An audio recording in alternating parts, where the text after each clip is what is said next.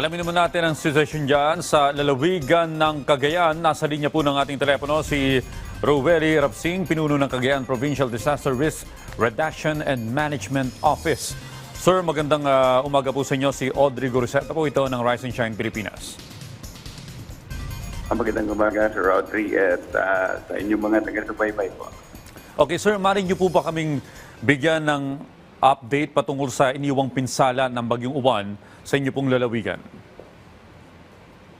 Yes po, wala namang ganong epekto sa amin directly ang Super Typhoon Uwan dahil wala kami sa track niya. Although nakaramdam kami ng 100 to 120 kilometer per hour na lakas ng hangin noong alas 8 noong isang araw, Lunes. At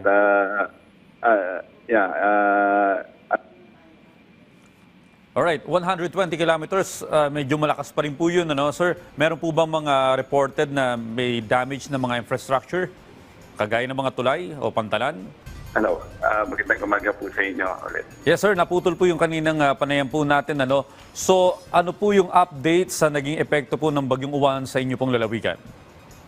Ang pinaka-apekto po sa amin ni Super Typhoon Uwan, yung ipinagsak niyang maraming tubig, ano? Lahat ng pinagsak niyang tubig sa Sierra Madre, sa Caraballo, sa Cordillera, ay unti-unti nang bumababa dito sa amin. Dahil kami po ang catch basin dito sa Region 2. So yung mga baha ng Kawayan, baha ng Kabagan, dito na po papunta sa amin. Yun nangyaring baha doon sa taas ng Chico River sa Tuaw ay pumunta na din sa Cagayan River at nag-recede na doon sa Tuaw. Ano? So unti-unting tumataas. We're beyond critical level na ngayon na 9 meters. Ang current Punton water gauge natin ay umabot na sa more than 12 meters. Okay, sir, lumabas na po itong Bagyong Uwan. Ano? Kamusta po ang lagay dyan ngayon? May mga lugar pa po bang lubog pa rin sa tubig baha? Itong 12 meters, sir, ang affected nito, no? Enrile, Tuguegarao, Solana, Amulong, and Alcala. All of the along the Cagayan River na mga barangay po natin affected. Okay, masasabi niyo po ba, sir, kung yung mga flood control projects dyan sa inyo pong probinsya ay nakatulong po sa pagdaan ng bagyo upang maibsan yung epekto po nito? I'm not aware of any flood control projects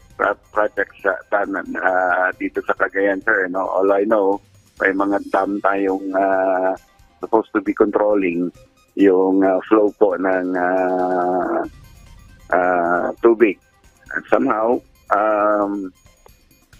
yun nga, ang volume po nito ay hindi naman pwedeng i-contain lang at baka masira yung mga yung dam po natin. Alright, Sir Ruel, magandang umaga. Dayan Kirer po ito. Now, with the situation po na nabanggit po ninyo dyan sa Cagayan River na 12 meters level, ano po yung mga preventive measure na ginagawa po natin ngayon? Well, the preventive measure was done early because ang governor namin nagpatawag Thursday pa lamang na early preparedness, ano? And lahat naman ng mga nasa low-lying area na evacuate po natin at wala naman tayong inaalala kahit na lumaki itong Cagayan River at umabot ng 14 meters. Ano? As of now, 12 meters na siya, more than 12 meters na. And almost 75% of Tuguegarao is already underwater. Okay. And Enrile also, yung mga eastern barangays na are also flooded now. And Amulong and Alcala, there are already built up. Alright, Sir Ruel, ilan po yung total na in-evacuate? Particular po dun siguro sa Tuguegarao. Sir Rueli? Sir Rueli? Alright, mukhang naputol ulit yung ating linya ng komunikasyon. We'll try to contact again.